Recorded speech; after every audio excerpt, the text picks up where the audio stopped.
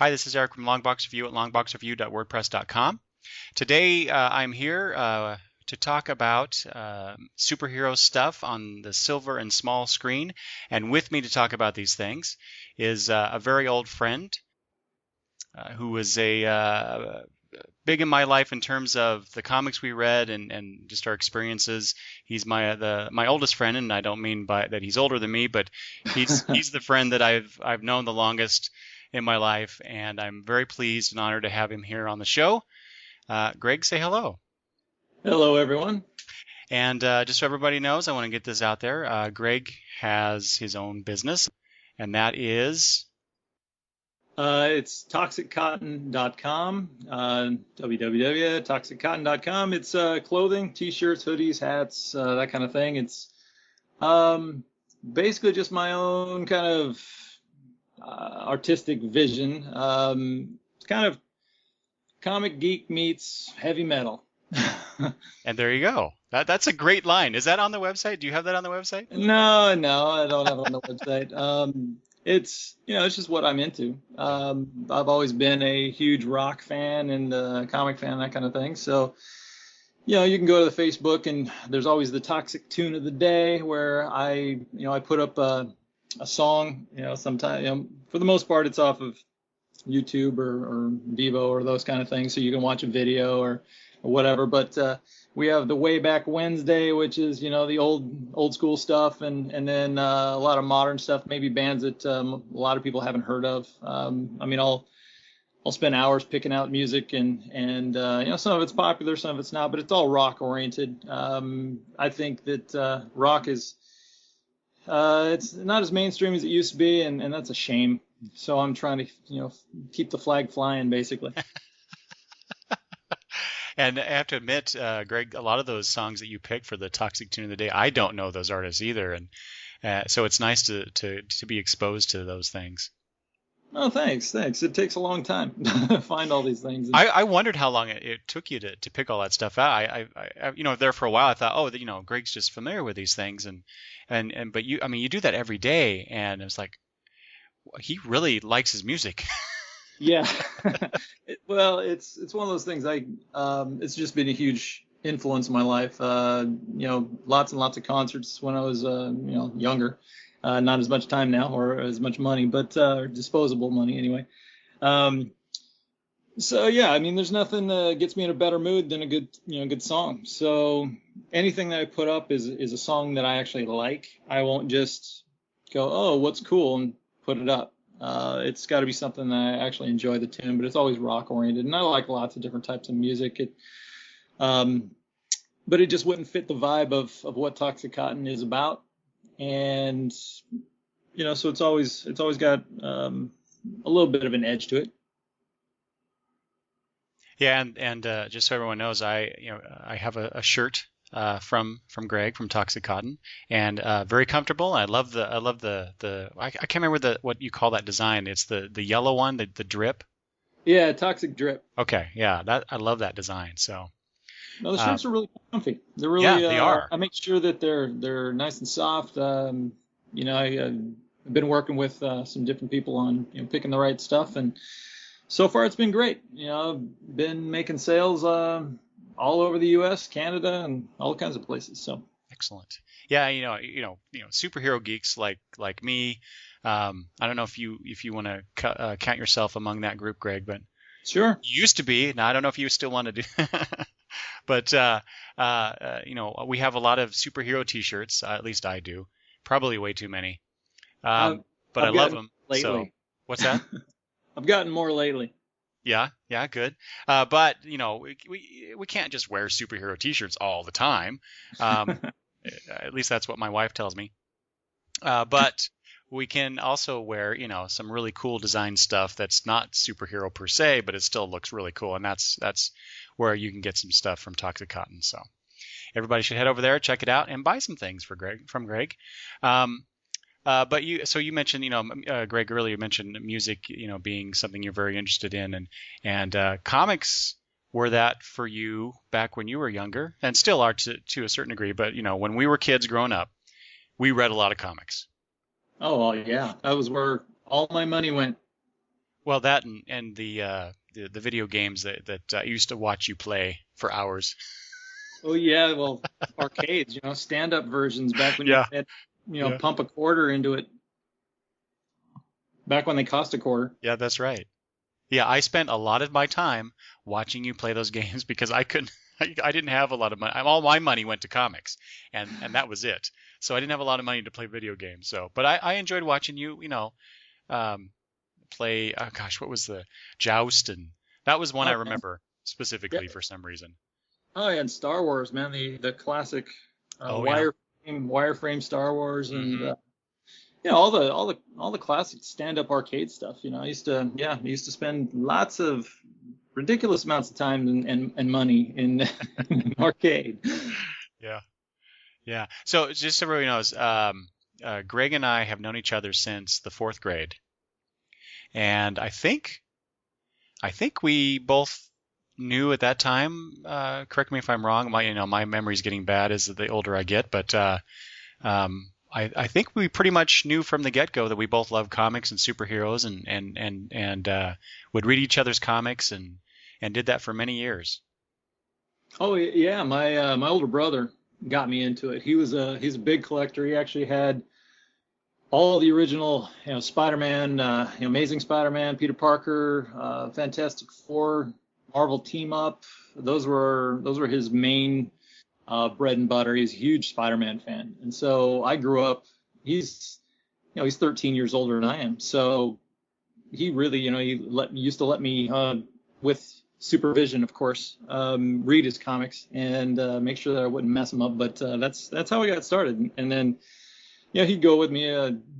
Back then it was spinner racks, and you can go to the supermarket and pick up some stuff, and he would advise me on what the cool stuff was, and then I started to kind of branch out a little bit, get my own thing, and get my own taste and whatnot. But Hey, yeah, loved Greg, them. spinner racks? What are you talking about? Yeah. Does anybody know what a spinner rack is? I think maybe some of the younger listeners may not. I mean, they've obviously, I think they know the term, but I don't know if they've actually seen any. Because those have not been around for a long time. Not to mention just being able to buy comics in a grocery store, which is Yeah. actually how I started buying my comics. This is before comic shops came into being. Yeah. So they have all these comics. Some, they had several issues of each because I don't know how it worked. They whoever ordered those things, they ordered a bunch of them. I'm sure that it was some poor guy that was getting paid less than minimum wage to throw those books out there, and I don't know what they did with them. But anyway, it was always great to go in there and just kind of flip through the books really quick to find out what they had, and sometimes you got lucky and found some really cool things. Yeah, but what a cool job to be that guy, right? Well, yeah, that would have been nice. I think I actually at one point decided I was going to try and get a job at a supermarket just so I could do that job. How naive we were, I right? know. Yes.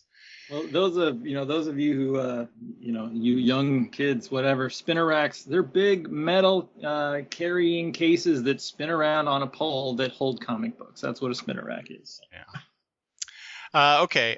So yeah. So we love comics. We love superheroes. And remember, Greg, I'm sure I don't remember any specific conversations, but I know we had these conversations. How cool it would be if they could make a movie out of Batman or Spider-Man or Superman or the Justice League. Oh yeah. Back then, and so this just to orient people. This was back in the early '80s, going on from there. So there were superhero movies around that time, but they were awful. Yeah, even oh my God, do you remember that Captain America TV thing Oh God, yeah.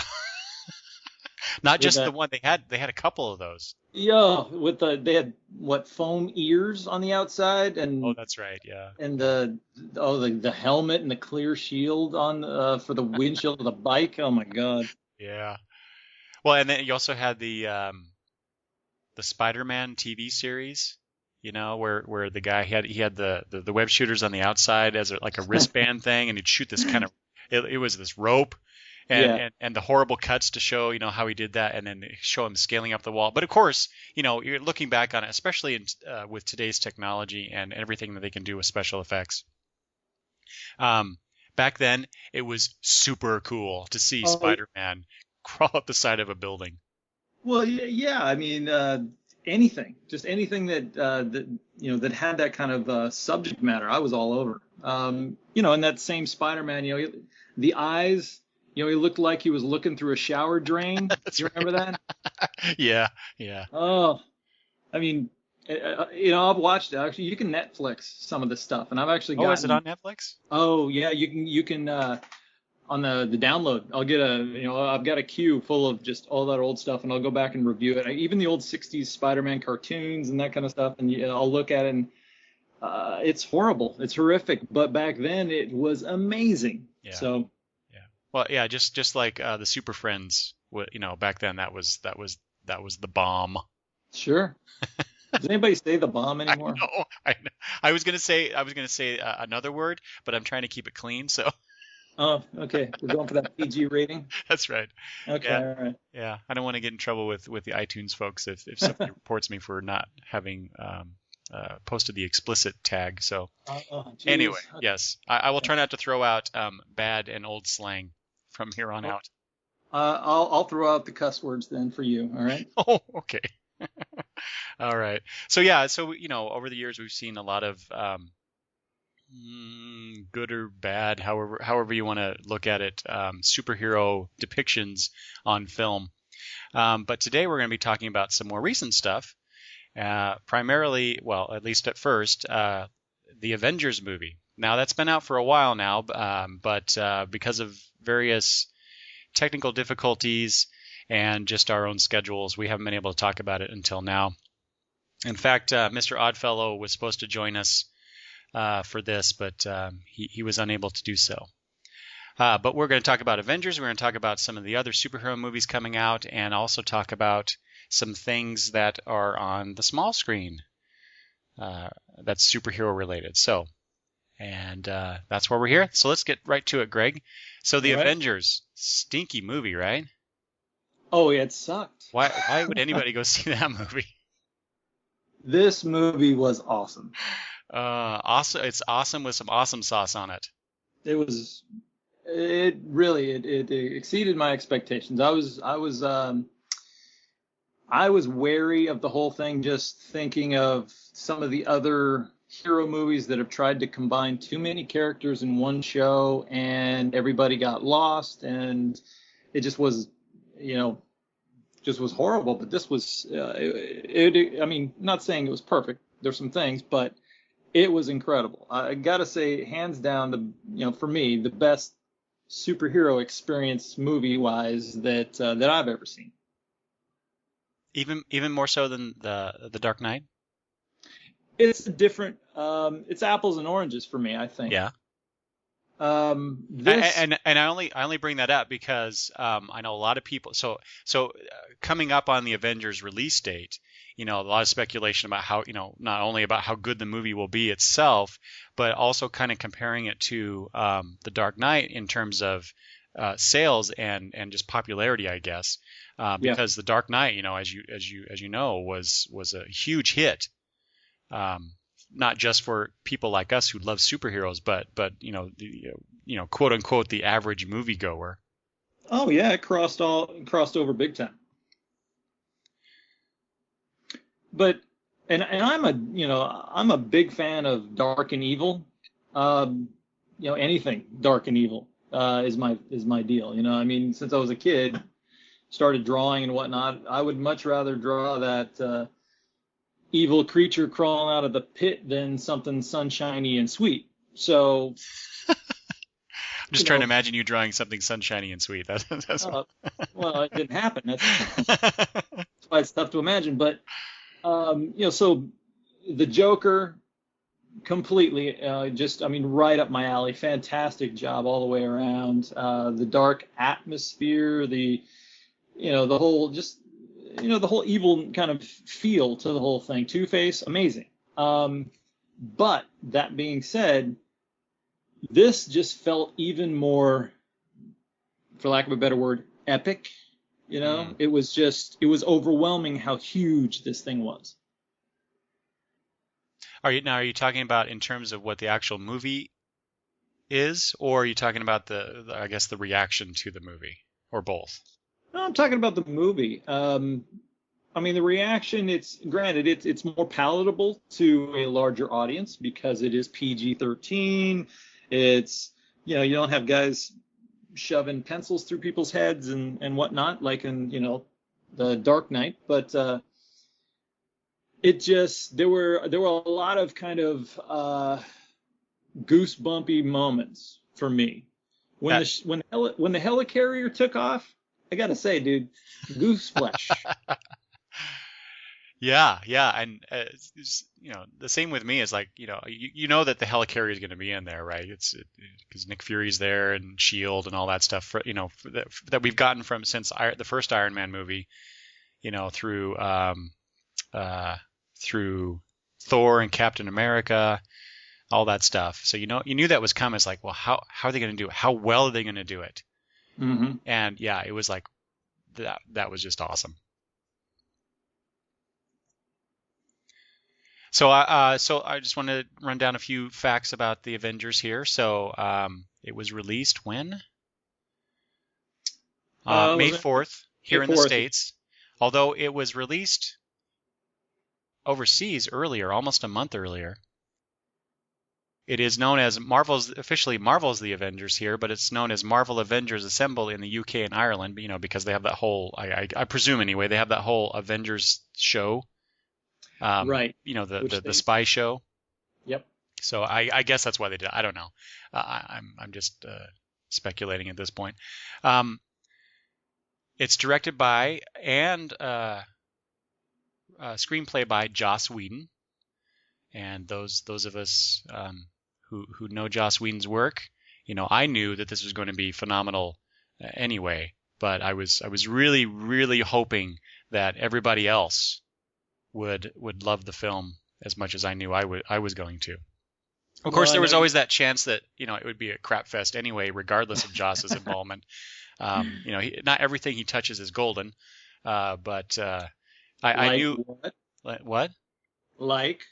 Not, you mean what something that Joss has done that's not golden? Yeah, what do you think? Well, you know, Dollhouse wasn't all that great. Yeah, but you watched the whole series, didn't you? I certainly did. It's Joss Whedon, of course I did. Yeah. I'm sorry, the guy who did Buffy, Angel, and Firefly, in my mind, he can pretty much do no wrong, and you know, of course, until he does. But and Dr. Horrible, you know, all those things. Dollhouse, not so great, but still an interesting look at that particular subject matter. And so, you know, anyway, so he directed this. He wrote the screenplay. Zach Penn also has story credit. I had to look him up because I didn't, you know, I thought I recognized the name, but I realized I was thinking of somebody else. But he also co-wrote the script for X-Men: The Last Stand, which is interesting because of the three X-Men films, I thought that was the worst one and should never have been made, as far as I'm concerned. But I would give you it's the worst one, but there's still, I mean, I'm a big X-Men fan. So it's kind of like you with Dollhouse. It had X-Men, so I'm watching it. Oh, yeah. Mm-hmm. I loved, I don't want to get too far off of the Avengers, but I loved the you know, I love seeing additional characters. I love seeing, you know, even if they're just cameos, even if it's just a small little poof, oh, wow, that guy. And I love being able to, you know, recognize, oh, it was that character, you know, even if they're sitting in a classroom, whatever.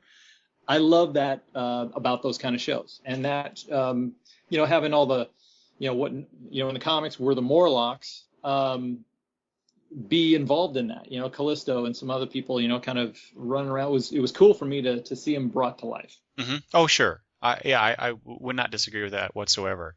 I'm just thinking in terms of the overall story. It seemed to suffer. I think mostly from the lack of having. Oh gosh, who was the director for the first two X-Men films? Singer. Yeah, Bryan Singer, right? Yeah, he wasn't on that third one, so. No, he was doing Superman. Yes, and we all know how good that was.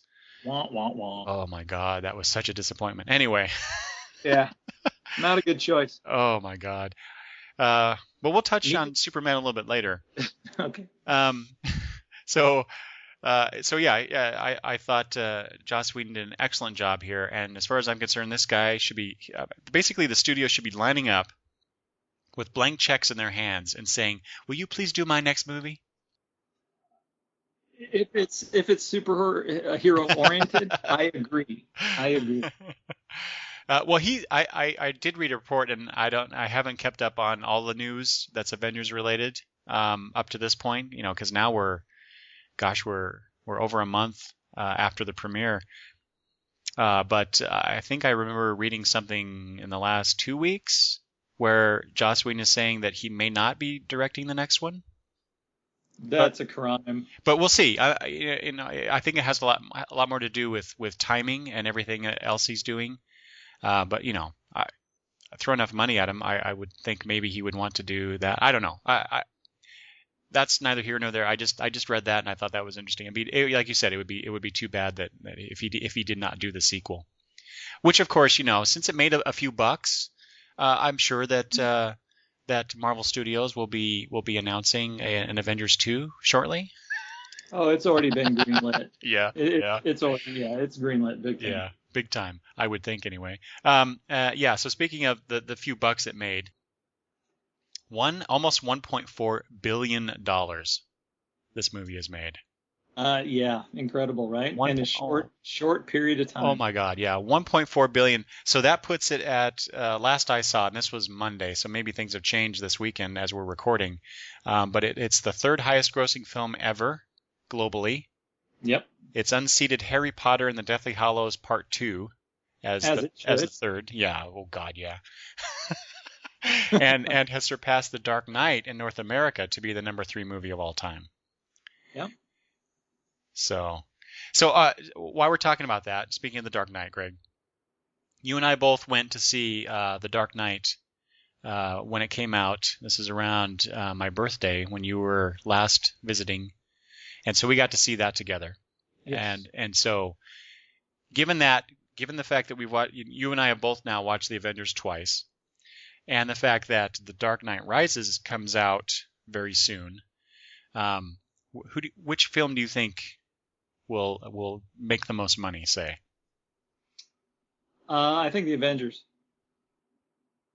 I gotta say, I am a huge Batman fan, no doubt. The trailers have not got me very excited.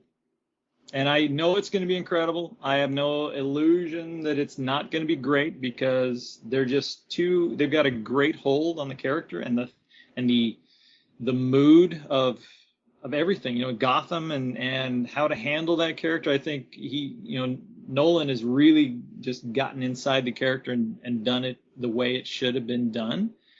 But the trailers are not making me excited. Catwoman, I don't think looks, I don't think it was the right character or the right person to play. I think the costume doesn't look right. Bane, yeah, his story arc was all right in the comics, and it had a big, the whole, breaking the back thing. It was a big deal at the time, but I think there could have been a better character to pick, and I'm not as pumped. I mean, for the Avengers, I was really, really excited for it. Seeing the trailers, I was excited for it. And I've been watching every little Batman trailer that's come out. The most excited I've been is that initial one when the whole city crumbles and it reveals the form of the Bat. That was more exciting for me than what I've seen in the actual film stuff so far. Mm-hmm.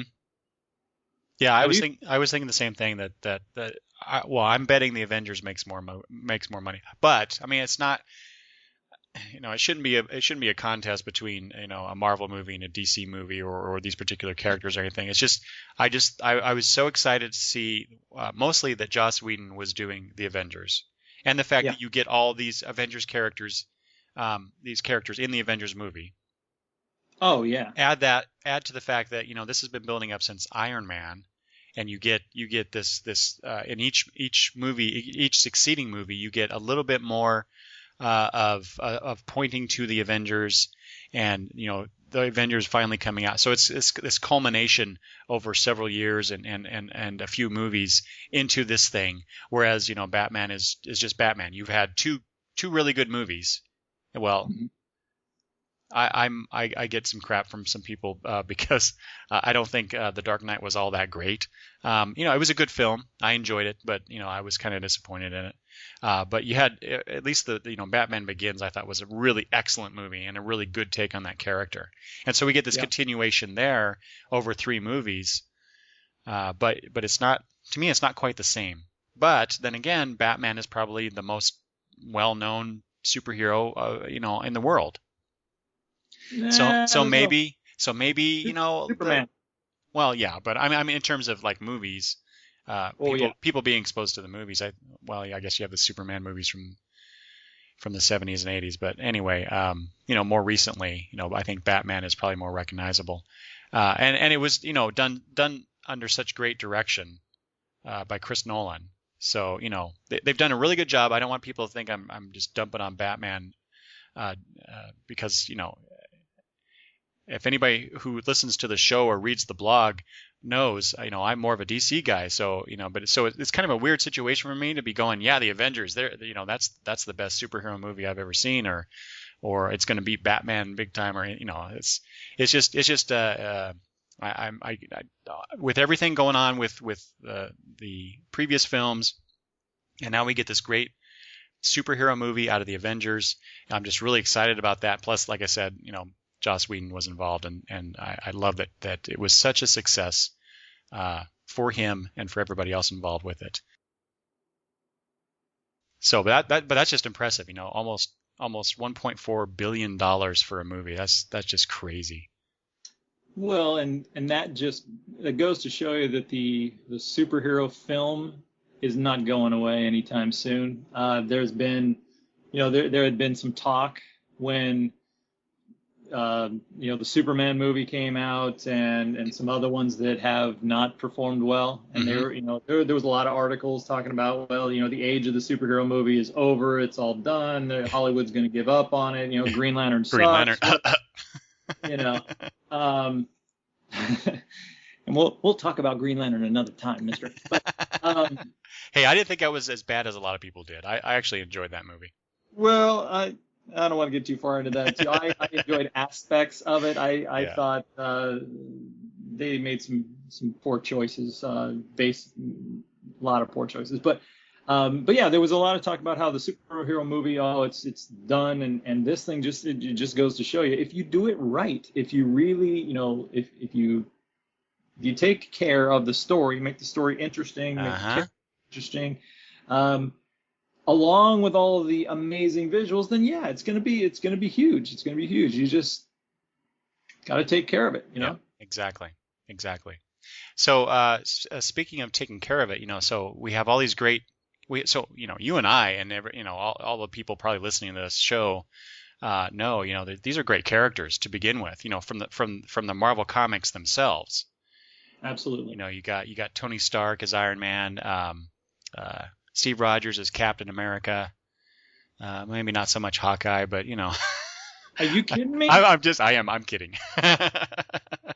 Don't mess with my Hawkeye, I man. know. And speaking of that, so I have to say, this is probably the best depiction I have ever encountered. I'll say, because I've read a lot of stories involving Black Widow. But this is the first time I think no, she's been in a few of the cartoons over the years. But now you get her in live action here. That's probably the best depiction of the Black Widow I've ever encountered. It was her in the Avengers movie. I really enjoyed that character. Oh, I did too. Iron Man 2, she wasn't given a lot. No. There She was the pretty kick-ass woman for a few scenes, and that's pretty much it.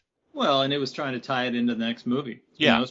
We had to see her in that before we could have her in the Avengers. So there's got to be some kind of a touch on that. But she was fantastic in this movie.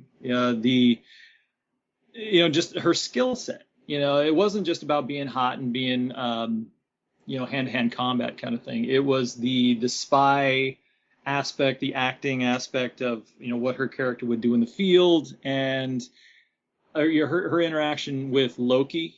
Um, Oh yeah, that was one of the best scenes of the movie. it was great. Where you kind of felt like, oh wow, she is being affected. She really is kind of losing it here a little bit, and then boom, she flips a switch, and you really kind of get a feel for what she's all about. Oh, and I should interject here, just in case, now that we're quite a few minutes into this, that we may discuss things that may be of a spoilery nature. So just be warned if you haven't seen the Avengers, and I'm thinking, why the hell not? Yeah, yeah. You Been a better month. you better go watch it and then come back to this. Yes. But yeah, so yeah, all these great characters. I really enjoyed Mark Ruffalo as Bruce Banner. That was a big surprise to me too, because Yeah. I'm really not familiar with Ruffalo's work, and so to me he's just this some actor coming in to play this role, and I was really surprised how well he portrayed that character. It was a really good depiction of Bruce Banner, and one that I really would like to see again. Does that mean you want to see another Hulk movie? If it's with Ruffalo, yeah, probably. Do you really? Yeah. Hmm. Did you see the oh gosh, what's his name? His name is blanking here. The Incredible Hulk movie. Ed Norton. Yeah, love him. Did you enjoy that movie though? I did much more than the first one. Yeah, the Ang Lee movie. Yeah. Not saying that the Ang Lee movie didn't do some good things. It did, but there were some horrible missteps that just ruined the whole thing for me. Hulk dogs being one, and Hulk and dogs. Yeah. yeah, I mean nothing cooler than a giant Hulk poodle, for God's sake, and then the exchange with Nick Nolte at the end was just stupid. But there was some good things to it. The Ed Norton version, I thought, above and beyond the Ang Lee, it was a good step. But I wouldn't give it an A. No. He seemed a bit more tortured, I think, than the Ruffalo version. Ruffalo seemed just kind of cool. He was. Yeah, that's true. He wasn't the tortured. I'm afraid of becoming the beast like the Ed Norton character was. Ed Norton was like extremely, really, really freaked out about becoming this, the Hulk. So, Ruffalo just seemed kind of like he was just kind of calm and cool. Yeah, but to be fair, Norton had a 2-hour movie more or less to show us these things, as opposed to Ruffalo, who had, I don't know how many minutes he was on screen, but so in other words, they didn't have time to really focus on that with him, I think. Yeah. Well, how did you feel about there was, granted, I think the Hulk was one of the best things in the show. I really do. I think that they got him really, really well, but there were some inconsistencies. What do you think? Oh yeah, I agree with that. Yeah, totally. I liked the Hulk scenes, and especially there's a couple there in particular. I think we could talk about those as we come to them. Okay. But yeah, there was one particular, the Avengers was a great movie, like we both said, but it wasn't without its issues. And there was one involving, in particular, the Hulk, that I thought was just a glaring oversight to the overall film. So, and to the point where my daughter, who does not read comics, but she goes to see all the superhero movies with me. It's just been kind of our thing over the years. That was the first thing that she turned to me and said, and when we started talking about the film and what we liked, what we didn't like. That was the one thing that she talked about. So, and that is there. So there he's there on the helicarrier, and that's when and here we go into the spoilers, people. When Hawkeye, the possessed Hawkeye, blows up the engine, and they start invading the helicarrier. Anyway, you got Black Widow in there with Banner, and he loses control and turns into the Hulk, and then goes after her. Starts wreaking havoc in the helicarrier, which was the plan, Loki's plan in the first place. Right. So, from that perspective, that fits. The problem is when you get to the end where Hulk shows up, no, I'm sorry, when Banner shows up, um, in the city when everybody's fighting the invading army, and they want him to Hulk out and help out, and like somebody says, I can't remember which character says it to him, but shouldn't you start to get angry now? And he says that line about that's my secret. I'm always angry, and then he just turns to the Hulk and starts going all Hulk on Hulk smash on the alien army. And so my daughter turns to me, we're talking about these two scenes. She says, well, then how come he couldn't control it earlier? Yeah. Yeah. I mean, Or apparently control it, and because there does seem to be a certain amount of control there, as we're shown later. But before it's like he just goes crazy and starts smashing stuff. So yeah, that bothered me. That's probably the biggest thing that bothered me. What about you? Were there any we're talking about how much we love the movie in general, but is there anything in the movie that besides that you didn't particularly care for or thought they should have done a better job at? well, yeah, that Hulk scene with that we were just talking about, it's funny, and I'm glad that I went to see it again because I'm such a comic fan and comic movie fan that seeing them brought to life the first go around, sometimes I'm just so excited about it that I can't have a fair judgment. Yeah, exactly. Because when he turned around, he said, "Well, I'm always angry," hulked out, and punched that thing. Even though right then I knew, well, that doesn't make any sense. I was so pumped up for it, I didn't care. Yeah. Oh yeah. For sure. I was the same way.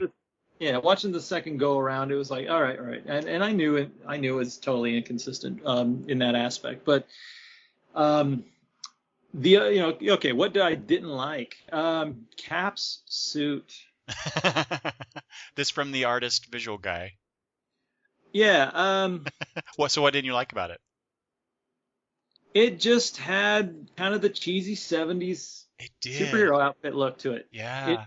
It didn't the Captain America movie, I liked the outfit. Mm-hmm. I thought the outfit worked. I don't know what it was. It had a more of a utilitarian look to it, a practical, even though it was star-spangled and all that, it had a more practical kind of look to the outfit in the Captain America movie than it did in the Avengers movie. The Avengers movie had more of a, like, wow, we spent all our money on the other stuff, let's put together a Cap suit.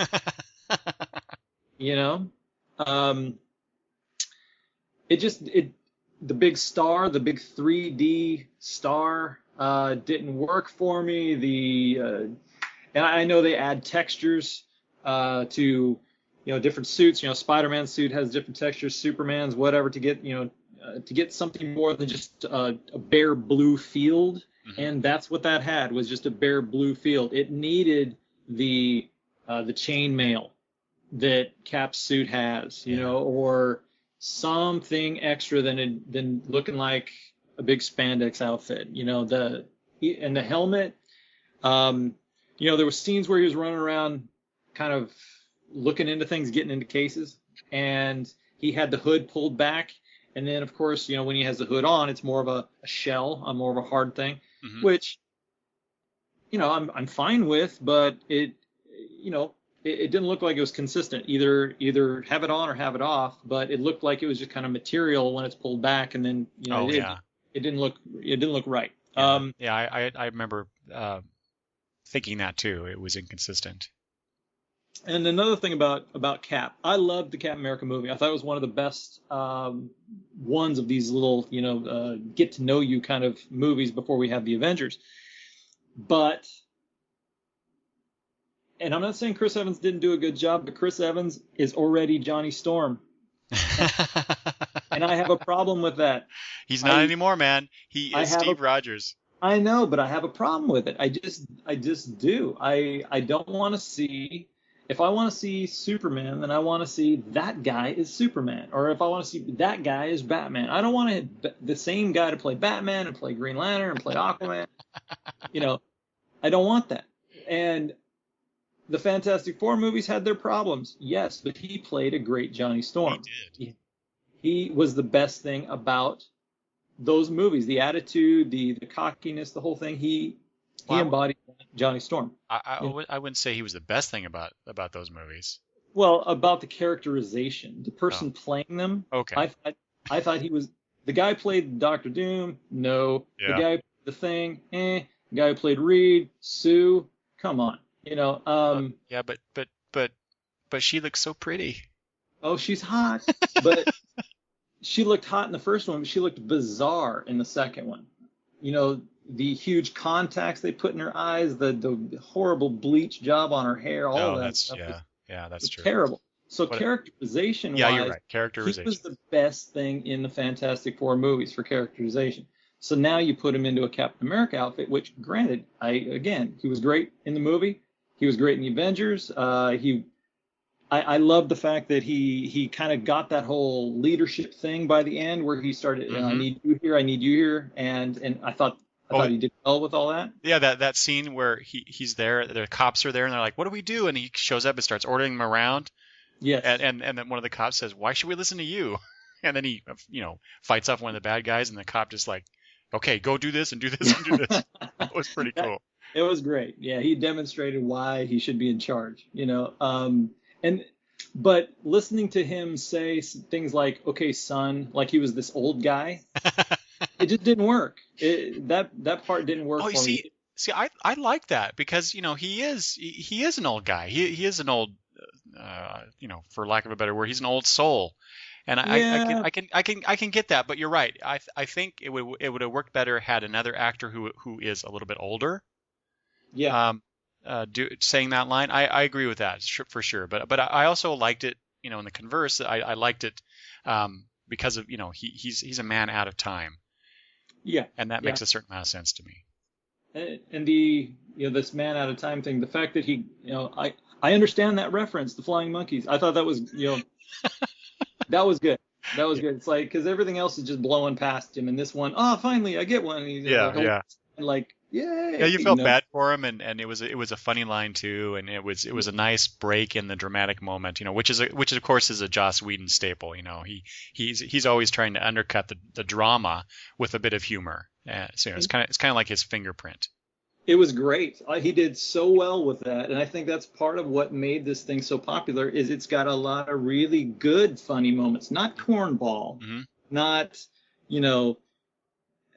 I mean, there's a lot of superhero movies that I've watched, and then all of a sudden comes that one line where you just go, "Oh, you just blew it." Well, You- like all the Schwarzenegger movies where he turns and gives that one-liner thing. It's kind of like that, right? Yeah, Yeah. well, Well, I mean, in the sense of the cheesiness of it. yeah, Yeah. yeah, absolutely. And well, let's talk about the humor, the humorous stuff. Did you feel that any of the comedic moments was cheesy or over the top in any way?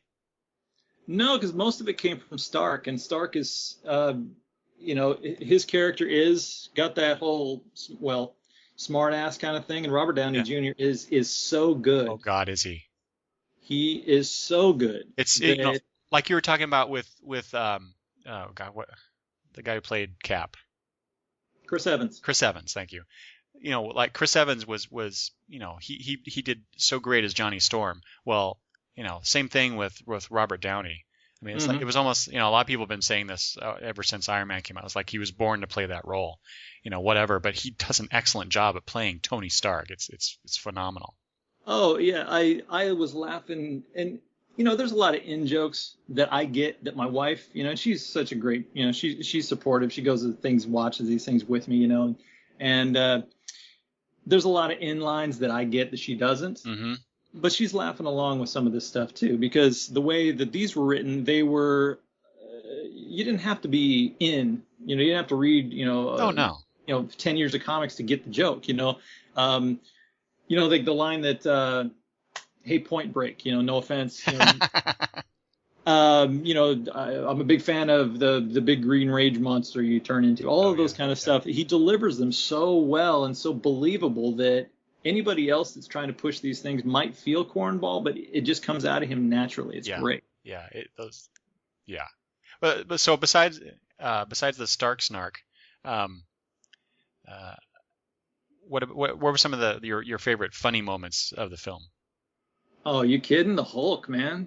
Uh, Sucker punching Thor when they're standing there. That was awesome. It was fantastic because you didn't. It came out of nowhere. You know, they got they're got done fighting or beating up some bad guys, and they're just standing there, and all of a sudden out of nowhere that big left fist just pops him across the screen. It's fantastic. If I had soda or popcorn in my mouth at that time, I just would have blew it all over the person in front of me. Right. I laughed so hard at that one. And the the smash and Loki. Oh God. One of the best parts of the film. Absolutely. The Hulk was so good in this thing. And that's why I don't think I want to see a Hulk movie. I think he's better. Oh yeah. Without being the center of attention. Mm-hmm. Devoting an entire movie to him, I don't think, and Ruffalo is signed on to be, from what I understand, something like a 6-movie deal. It could be Avengers, could be Hulk, whatever, but they have the option of picking him up for 6 movies. Mm-hmm. I don't want to see another Hulk movie, and I may eat this later, and they may make a great one. I'll say, oh, well, I was totally wrong. Yeah. But I think he's better as an add-on, as not an add-on, but an ensemble character, you know. Mm-hmm. But that when he grabbed Loki, and because Loki was throwing this bravado out that you can't screw with me, I'm a god, and Ben just beat the crap out of him, and then walks up going puny god. It was like, oh, that's fantastic. Oh my God, that was so. And so the first time that my family and I went to see the movie, they totally missed that line because everybody in the theater was laughing so hard at what Hulk was doing, and so and fortunately, I heard it, which is weird because usually I'm the one that's going, what did they say? Because I'm getting old and my ears don't work as well as they used to. But I caught that line. Plus, I know the Hulk, so I knew he was going to say puny something. So I was kind of anticipating it anyway, but it was still funny as hell. So I told them what Hulk said, and this is afterwards, after we're out of the theater and driving home talking about it, and they just started laughing. Well, it's a classic line, puny whatever, from the Hulk. So I'm glad that they tied it in somehow, and it was so appropriate, so good. And the fact that after he walked off, Loki's just half buried in the floor, just wheezing. Like, holy crap. Oh yes. Oh my God. Maybe I should rethink this, See, yeah, it's been almost a month since I first saw this movie, and I'm still excited and laughing about it, like almost as if I'm watching it again. It was so good that way. Well, what did you think of? Well, we talked about Hawkeye briefly, and you said you had a little smart comment there. What did you? I thought that the use of Hawkeye, the fact that when the beginning of the movie when they talk about he's up in his perch, and then the fact that they used him up on top of the buildings later as kind of that was great. And I thought it added something to the character.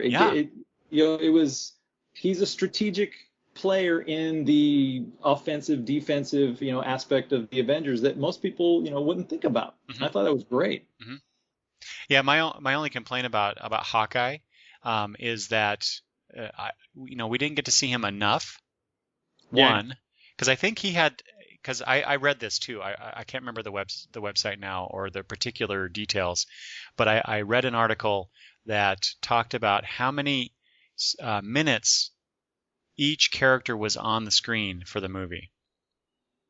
And I'm gonna try and find that as we talk. But I do remember that Hawkeye had the least amount of screen time for the movie. So I was kind of sad about that because I wanted to see more of this character because we saw him first in Thor.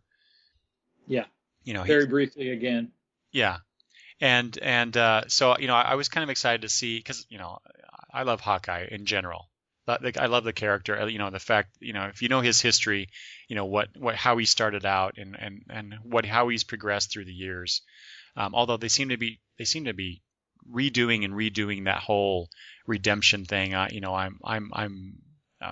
started out as sort of a bad guy, but I became a good guy, and and him trying to prove himself to Captain America. They seem to keep doing that over and over, but that's comics. It's Yeah. cyclical.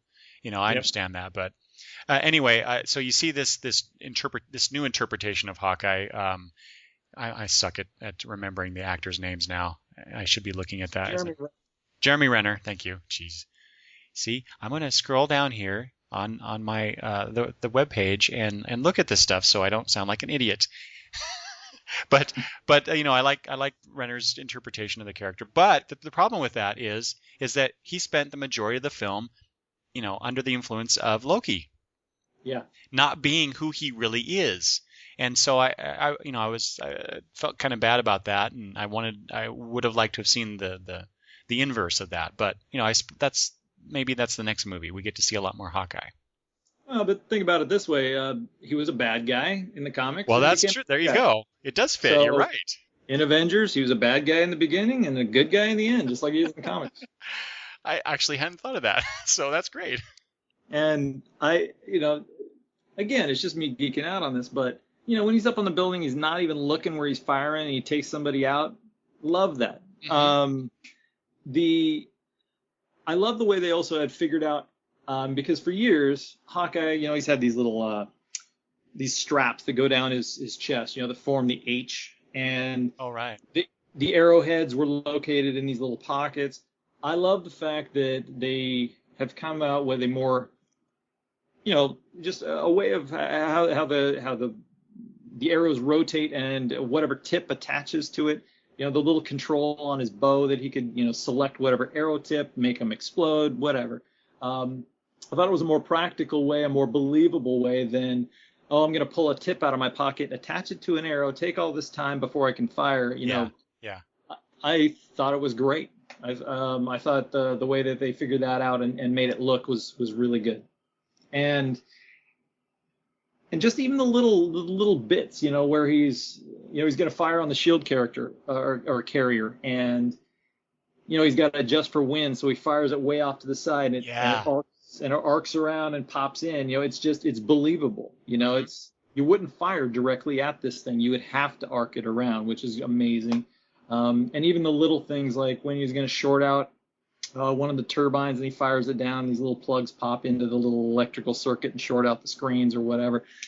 All of that I thought was great. And I'm a Hawkeye fan, so any of that stuff was cool for me. The only thing, and I know it was so difficult to not make it look cheesy, but I love Hawkeye's outfit. And I wish they could incorporate a little more of that in, Yeah. Well, you're not going to see that for a while in the comics because they're redoing Hawkeye in the image of the film version. Oh yeah, of course. So which still looks cool, but it's not it's not our Hawkeye from the comics that we're familiar with. Sure. Yeah. So I did find that screen time thing. So I wanted to pop quiz, Greg. I already revealed that Hawkeye got the least amount of screen time at 12 minutes and 44 seconds. Okay. Who do you think got the most? Iron Man. You would be wrong. Black Widow. You would be wrong. Agent Coulson. Agent Coulson. Oh, we got to talk about him. No, Captain America. Cap, all right. 37 minutes, 42 seconds. Iron Man was number 2 at 37 minutes and 1 second. Number 3 was Black Widow at 33 minutes and 35 seconds. Bruce Banner got 28 minutes and 3 seconds, and Thor 25:52. Okay. So yeah, I was really surprised at that when I saw Cap was number 1 and that Black Widow was number 3.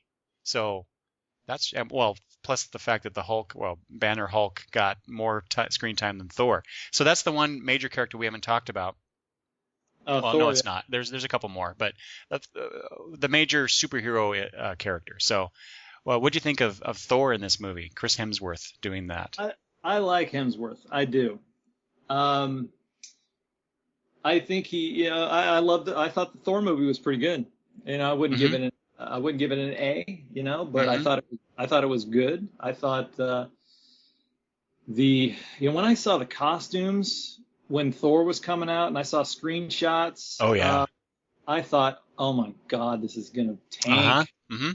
But then you get into it and it sucks you in and you buy it. Oh yeah. Uh, because it's another world. It's a, it's a Asgard, a magical world, that kind of thing. You pull it in and it pulls you in, and you buy it. I mean, granted, his transfer to Earth, there were some problems, but I thought he was good in this movie. I thought when he arrived on the wing and zipped in and took Loki out, and that whole fight scene between him and Cap and Iron Man was amazing. I thought that was so good.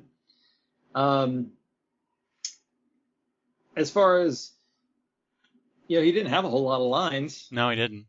He was much more of the I'm going to pose and flex and beat some stuff up And occasionally throw out one-liners like he's adopted.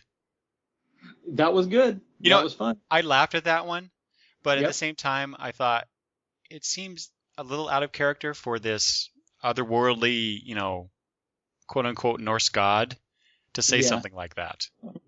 But He's it gonna was still hang out- funny. It was funny. It was funny. And the "you're also petty," that line that he threw out, that Yeah, and tiny, that that's right. you know Forgot about that one. That was really good too. I thought he pulled it off. I think he's Oh a yeah. good. I really think he was a good character, a good person to stick in that role. I thought he pulled it off well. And watching Hemsworth in the Thor movie and now in Avengers, which I think he did. I thought in some ways he did a much better job in the Avengers as that character. But especially in the scenes where he's talking to Loki, and he's imploring his brother to stop doing these bad things, and they call it acting for a reason, right? Because I bought that totally.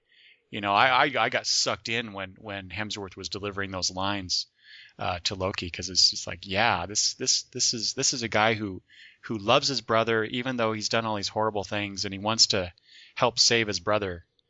And Yeah, just so come home, that kind of thing. yeah, provided some emotional depth there that this movie was a little lacking in. But it was get all these people together and fight some alien invaders movie, with some great characterization thrown in. So there's not a lot of time for a lot of deep drama stuff, but That's the you were talking about Batman. That's the difference. With Avengers is definitely a popcorn, let's get excited and go beat the bad guy kind of movie, and the Batman stuff, there's a lot more angst and torture and drama in there. Mm-hmm. So it's just like, that's what I mean by apples and oranges. They're just different types of movies. Oh yeah, for sure. So you mentioned Agent Coulson earlier, and I Yes. wanted to ask you about that because we've seen the Coulson character since Iron Man, the first Iron Yep. Man movie. He's been in little bits, and then you get a lot more of him here. What do you think of Coulson in general as a character? I like the character a lot. I found like we got a better look into who he was with the whole fawning over Captain America thing. Because at first it was all just basically, I'm all about business, which you're high officer in the Shield ranks, whatever, you got to be about business. But I thought it was an extra little flavor on the fact that he was just so gaga over seeing Captain America live and in the flesh. I thought that was interesting. Mm-hmm. Yeah. And I didn't want to see him go, but you needed something to happen that was concrete. And, just like they talked about in the movies, they needed a push. Well, they did, story wise, somebody had to buy it. And you couldn't have, who else were they going to kill that really mattered to anybody? So, well, and matter not just to the characters, but matter to the audience, especially those who have been watching Coulson throughout all these other movies. You got to have someone you got to have somebody in the film that the audience is like, oh no, not him, right? And so who would that be? Well, he's the only choice, really. absolutely, because they have the actress from How I Met Your Mother, which was the other Oh, female Kobe Smulders. Shield, Yeah, Yeah. Maria Hill. Yeah. Mm-hmm. which I like her, glad to see her in there, but nobody would have cared if she No. died because she just got introduced. No, so that's right. it wouldn't have been a big deal. Coulson was the only one that could go. if they wanted to keep the movies going. I mean, what are they going to kill? Nick Fury? I mean, No. come on. No, they're not going to do that. Uh, yeah. So, and the reason I ask you that is because I love Coulson too. Ever since I saw him from the first, like, who's this guy? What's his story, and why does he keep showing up? And it was a nice bridge between all the movies, and then you get to the end here, and you start to care for this character. He's funny, and people like him, and then he gets killed, and providing that push, like you said. But I had read a few things online. Of course, there's always people out there like this, but like they hate Coulson, and they didn't care that they killed him off, and it was all like, really, come on, this was a really interesting character, and you're just blowing him off like he's nothing. He should never have been in the film. That's just silly. Well, people are going to hate for no reason. I know. Yes. I don't know. I thought he added a lot.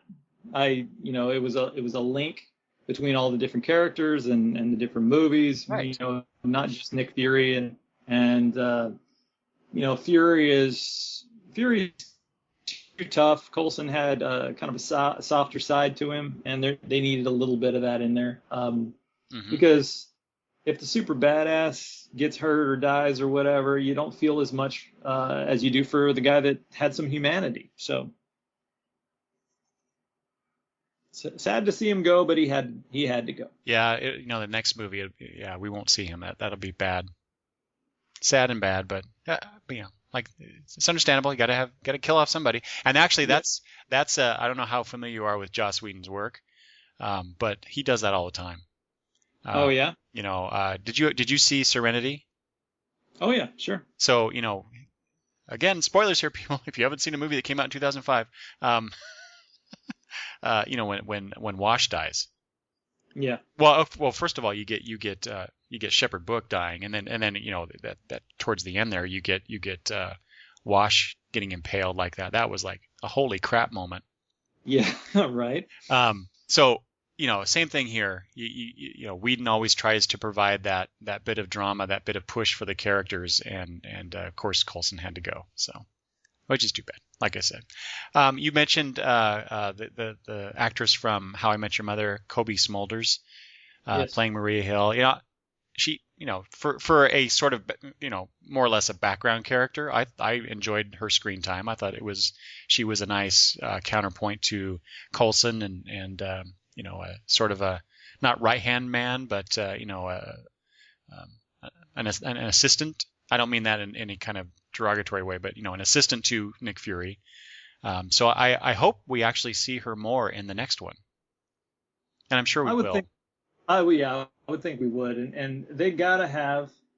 That's one of the greatest things about this movie was they had some strong female characters too. And I mean these superhero shows, which, hey, am I gonna go watch an Iron Man movie over a Wasp movie? Yeah, probably, but they need to have some good female strong characters, and I thought that Widow was amazing. I think that on a lesser scale, this Shield agent, I thought she was good, a good addition.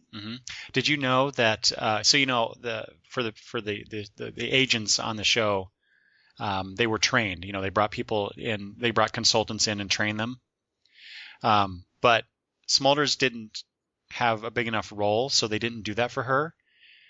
But she hired a trainer to, as it says here, to teach me how to hold a gun, take me to a shooting range, how to hit, how to hold myself, how to walk, and basically how to look.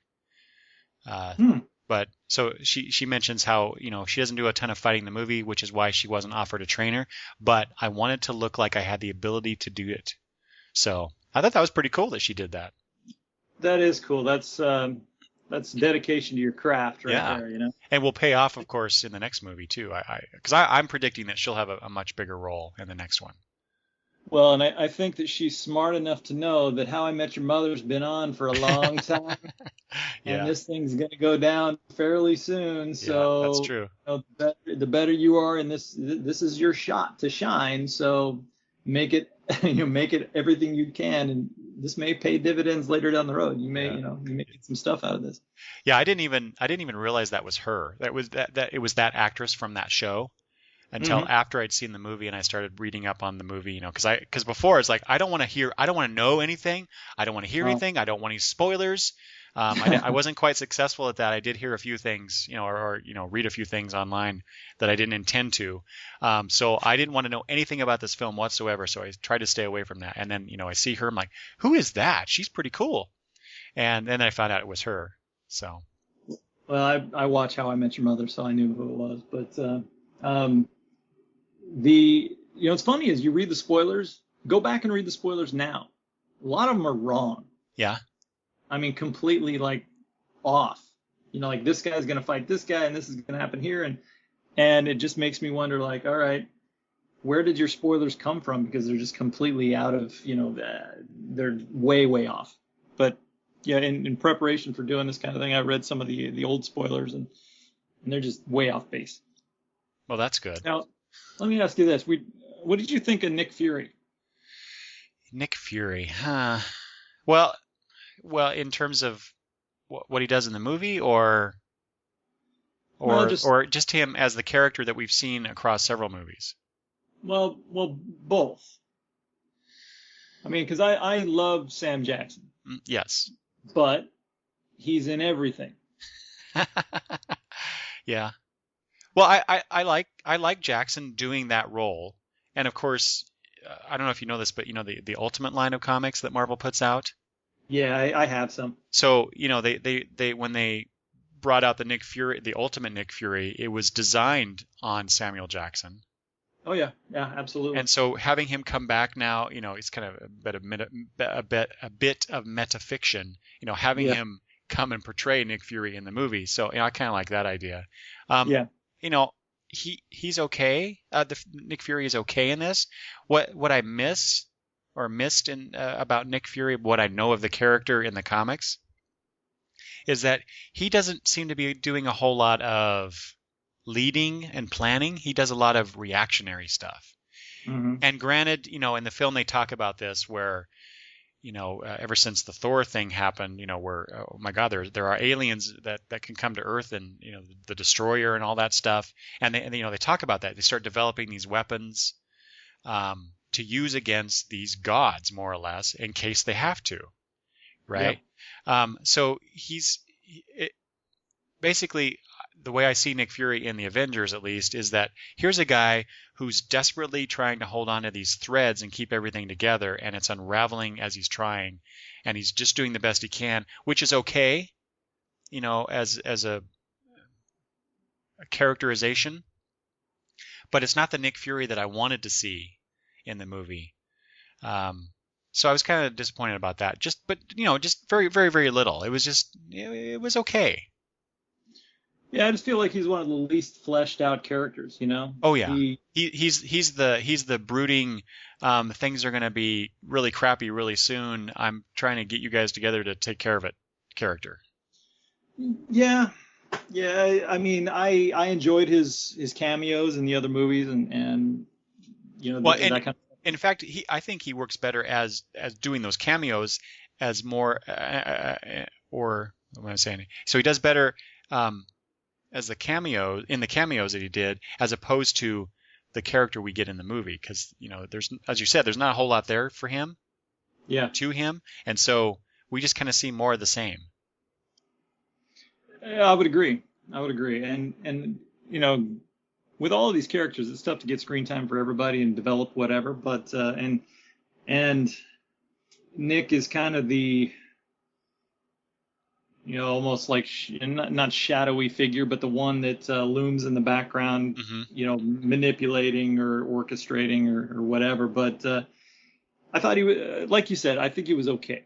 It wasn't, it wouldn't be one of the ones that I said was a big deal in the show, No. and I like Sam Jackson a lot.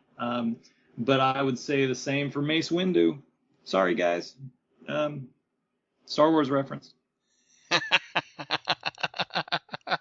Yeah, I think that wasn't Mace Windu was like basically Sam Jackson begging to be in a Star Wars film, and what's his name relented and said, okay, you can have this character. Something like that. Yeah. I'm gonna have a purple lightsaber because nobody has a purple one. Yeah, what, and actually, wasn't that him? Wasn't that Sam Jackson saying, "I want a different colored saber"? I seem to Yeah, remember it reading was something him. about that. He asked for purple. Did he? It was specifically purple. I think so, Okay, there's which nothing is wrong with fine. that. Nothing wrong with purple, but I just thought Mace Windu's character just felt like, whatever. Well, that pretty much describes my feelings about the prequel Star Wars movies in general. So, We're way off track. yeah. All right, let's bring it back. All right. Let's see. So we talked about some of the major things. I think I don't want to get too much into the plot or anything. Let's talk about the end of the movie, Okay. specifically the two scenes at the end of the movie, at the very end. Oh, the bonus The stuff. bonus scene, yeah, more or less the bonus scenes, yeah.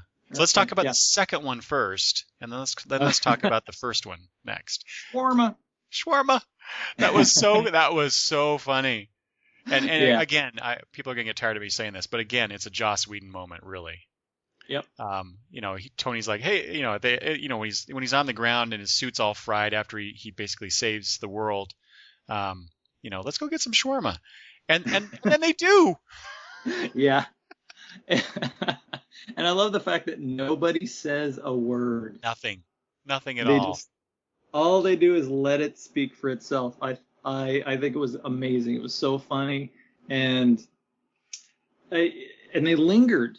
The fact that they just lingered on it, it was almost like you're looking in on this thing, and you felt like I'm a voyeur, and Yeah, I shouldn't be looking. This is lingering too long. yeah, You know what I mean? yeah. And at one point, I swear to God that Mark Ruffalo is about to lose it.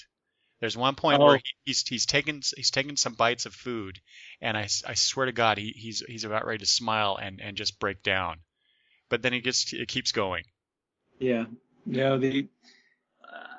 Just seeing Thor in a shawarma.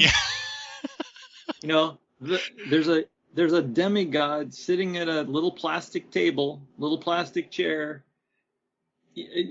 Just too funny, man. Just I thought it was great, and yeah, I love that stuff. I think Marvel has done so well with those kind of little things at the end. I look forward to the end, and there's it's become common knowledge that you don't leave early on a Marvel movie. You hmm credits roll, you stick till the lights come on in the theater. But I love that stuff. I look forward to that stuff. yeah, yeah. So that was a delight. In fact, I have to give credit to my wife because uh, I was ready to go because they already showed me the post credit scene, Yep. with the next thing we're going to talk about, and so I'm like, okay, we can go now. And she's like, no, we're going to stay till the end. And it's a good thing we did. I'm like, well, there's because again, I did not. I was avoiding all knowledge of this movie as much as I possibly could, and so I didn't know if there was going to be a final scene. And so when we got the first scene that we got, I'm like, okay, well, that's the thing. Oh That's no, man, you that's the never thing. leave early. Well, yeah, Never. yeah. Now I never will. But it's like so she's like, no, there might be something else. I'm like, I don't think so. That we saw the scene, and so but we stayed, and then we get the shawarma scene. So I was like, yes, thank you very much, my wife. So, but you know what? The problem with that now is, and again, getting off track a little bit too, but she now stays to the end of the credits for every movie, not just Oh not just no. Marvel movies, but every Oh movie. no. So some romantic comedy with Yeah, yeah, Ben Affleck. She's gonna stick to the end. that's right. There might be something there. Oh my God. Um, and you know what? And also, what the hell is shawarma? I had no idea what this was, so until this movie came out. So I wonder how much money shawarma restaurants have made since they since this movie came out. Because of Yeah, the movie. wasn't sure if it really existed or not. Yeah, me too. But yeah, it does.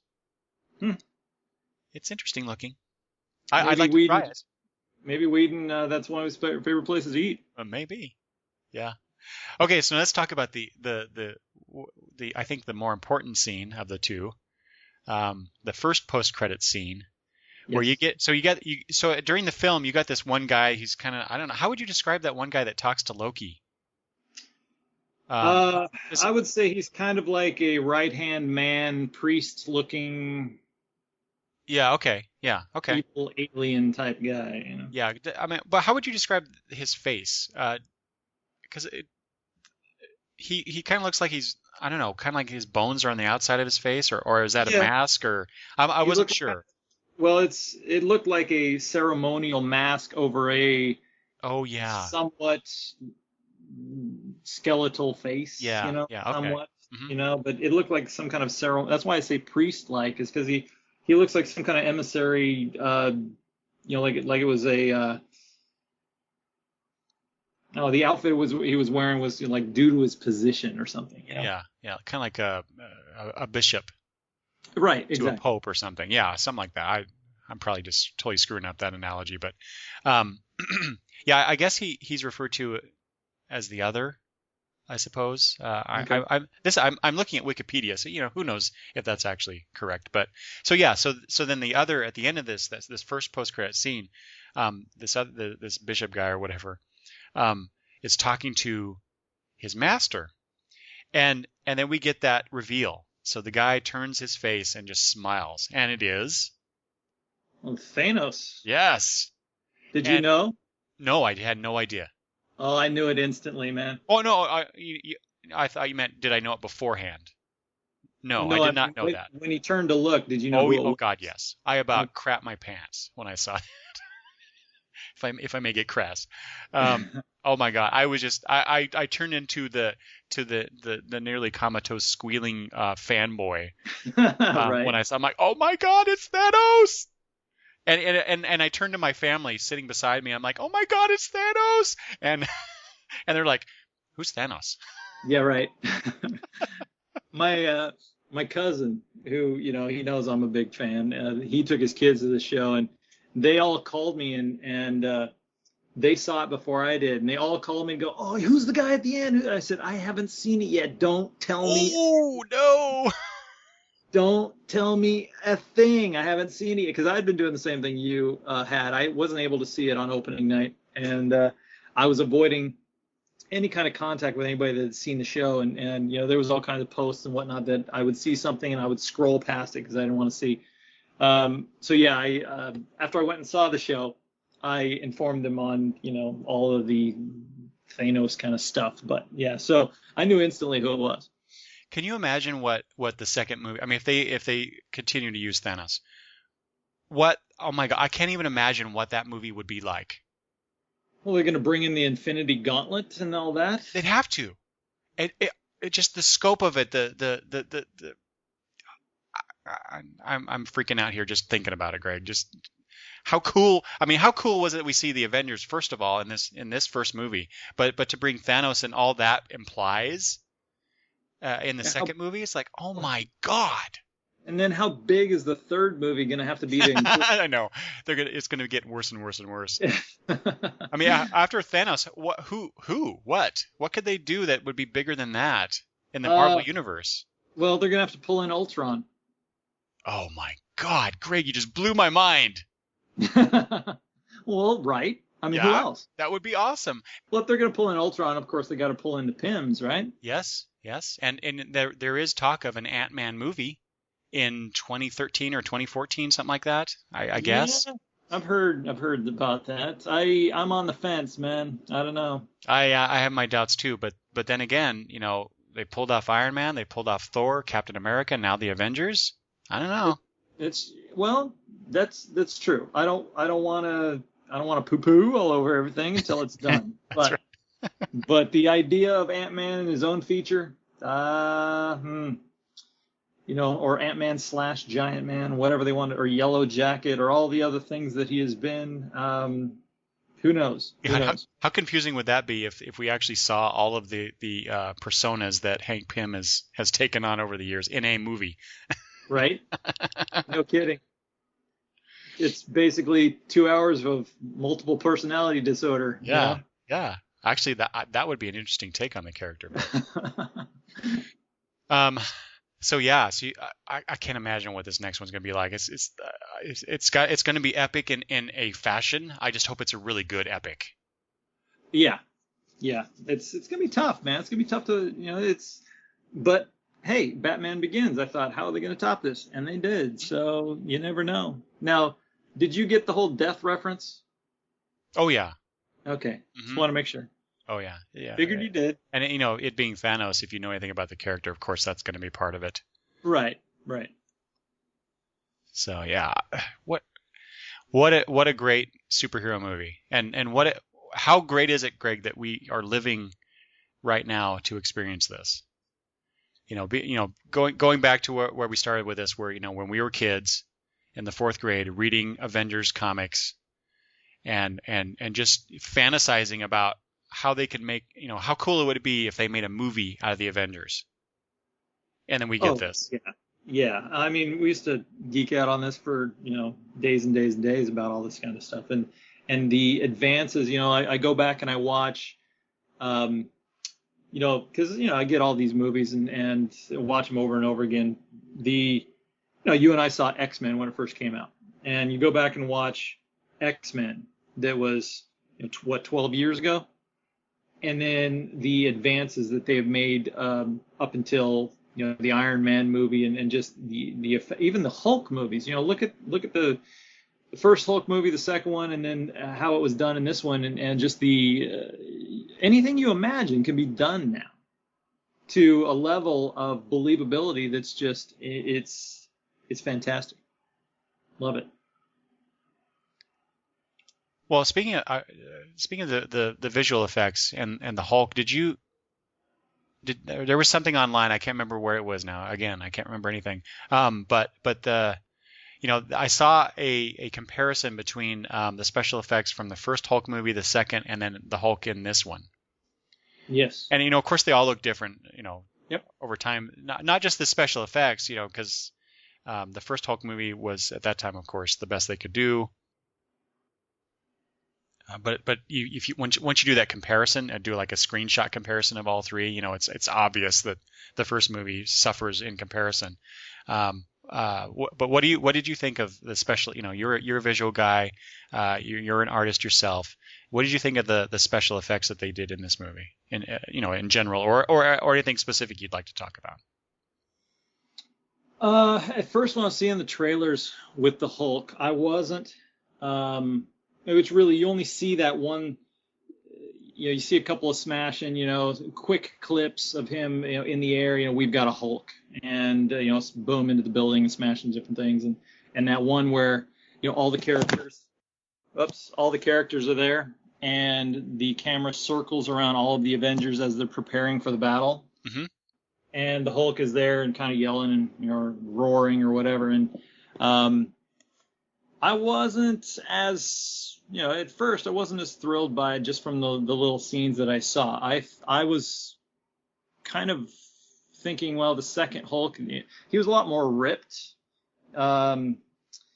which isn't necessarily right or wrong, but I thought the second Hulk was kind of cooler looking. Then I got to see the Avengers movie. Now, I like the fact that they actually used Ruffalo's face as part of their graphics this time, because they didn't, they had the little mocap dots and all that too, to see the expressions and use that as a base, for the expressions of the character. But this one actually looked like Ruffalo. Mm-hmm. You believe that he was inside this thing, and just the different skin textures you could see, like a sweat, and I'm consistently amazed at how far these guys go, and how realistic these things are. There were some scenes where the aliens are flying around, and there was some kind of like, the Black Widow was attached to him, and there was a couple scenes in there that you could see kind of, that one didn't really work. But generally, that you remember the old adage of the old Superman movie, will make you believe a man can fly. Yeah. Well, now you really believe it. You buy it. If nobody told me like, this, I don't know, someday there's gonna be an Iron Man suit, man. I'm telling you. You mean one that you could actually get yourself? Is that what? No, the government would have it or something like that. But it's in watching, I watch a lot of like behind the scenes kind of special effects, whatnot, and I remember they were talking about Iron Man, and Favreau was was discussing the fact that he didn't believe the reflections were, realistic on this Iron Man, that, this scene where, the camera is rolling around and goes, well, the reflections just aren't realistic. I don't want to use that. And the guy looks at him and goes, well, that's the real suit. Oh, that's right. And so, in the fact that you're fooling the director, that the special effects are so good that he's thinking the suit, the actual practical real suit, is not looking good enough, and that that one looks cheesy or something. It's amazing that they're at that level where it used to be that the proof is in the picture, or the picture, nowadays, hell, you can fake anything. So I don't know. I'm happy to be living in a time where all of the stuff that I dreamed as a kid is popping up on the screen in front of me, where you just kind of get, like I said, I got to watch these things twice, because the first time I watched these things, I'm so giddy, for lack of a better word, that it's just all too exciting for me. I got to watch it the second time, calm down, and actually get a critical look. Yep. Yeah, you just nailed it right there, Greg. What you said about seeing the stuff that we dreamed of as kids. It's amazing, and I think a good way to transition to our next topic. Unless you have anything else you want to say about the Avengers. Well, that scene that I just talked about, where all the characters, it was in the trailer. Mm-hmm. All the characters are there with cameras spinning around them, and it's showing every character in their glory, getting ready for the big battle. And I know they couldn't do a whole lot, but did it feel a little weird that Black Widow, and all she could do was cock her pistol? Yeah.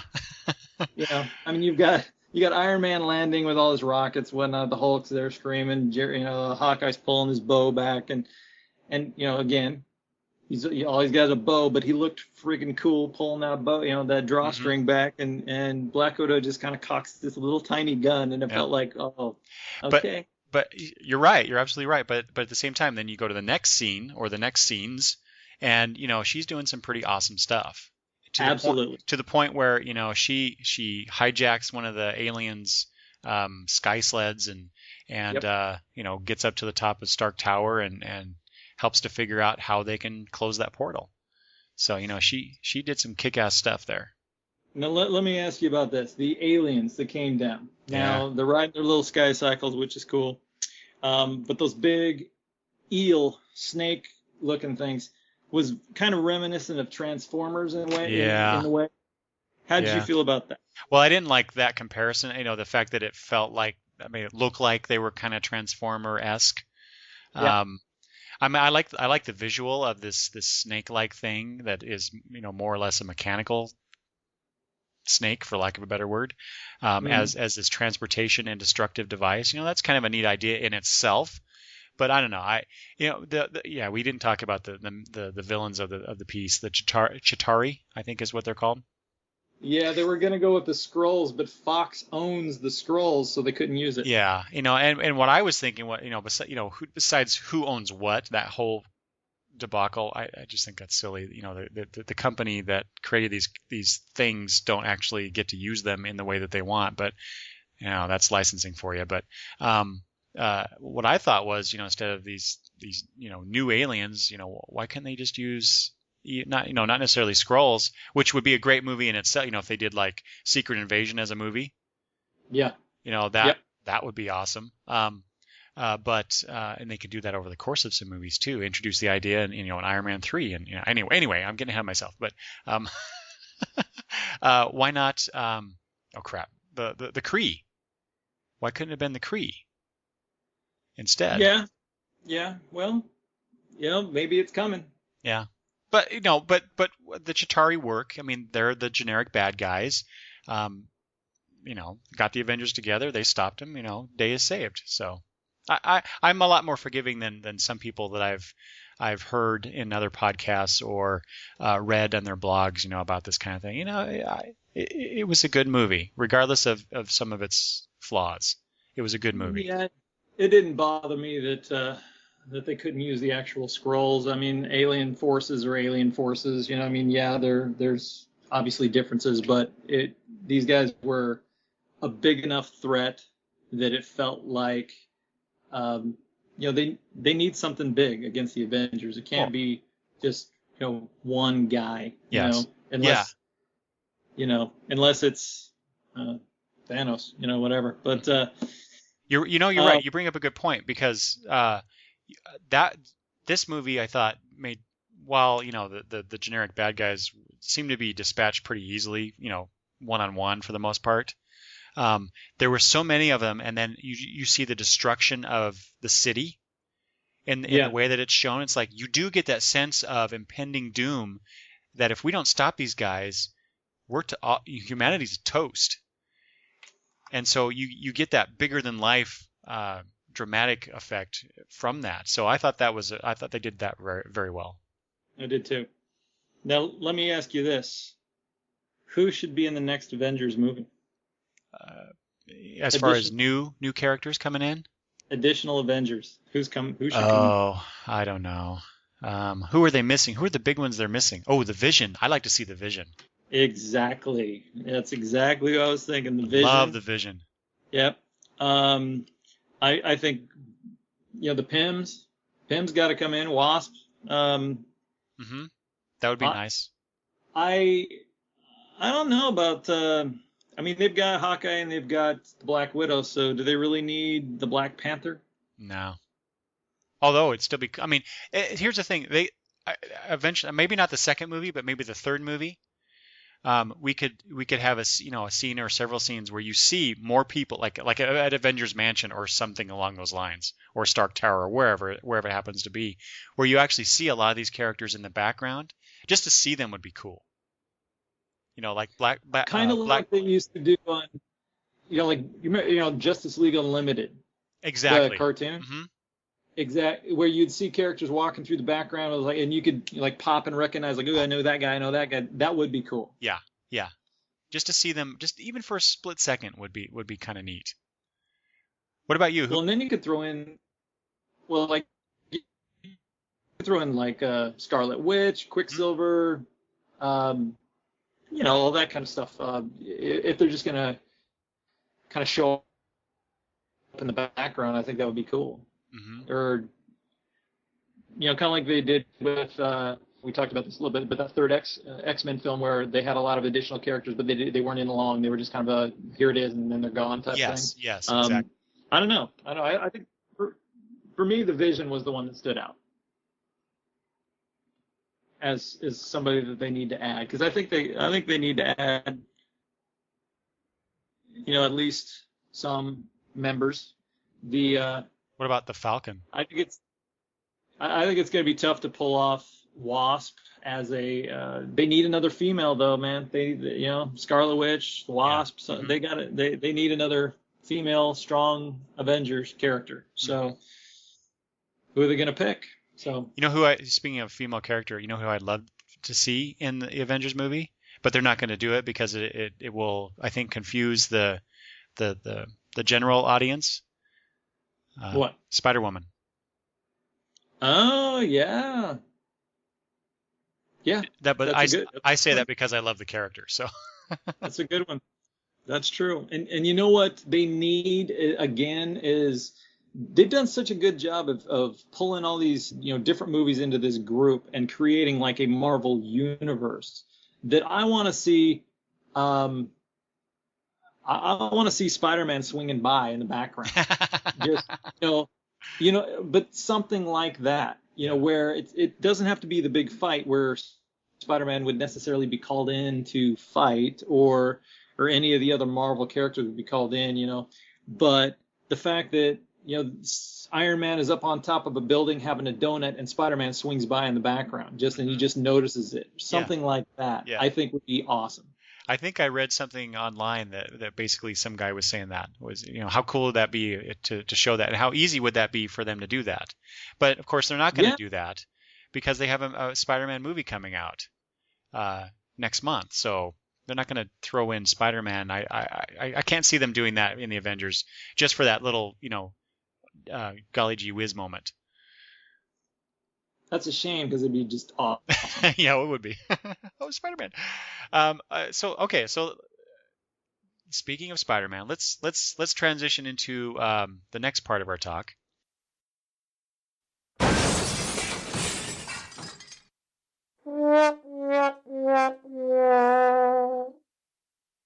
All right, that is our review of the Avengers movie.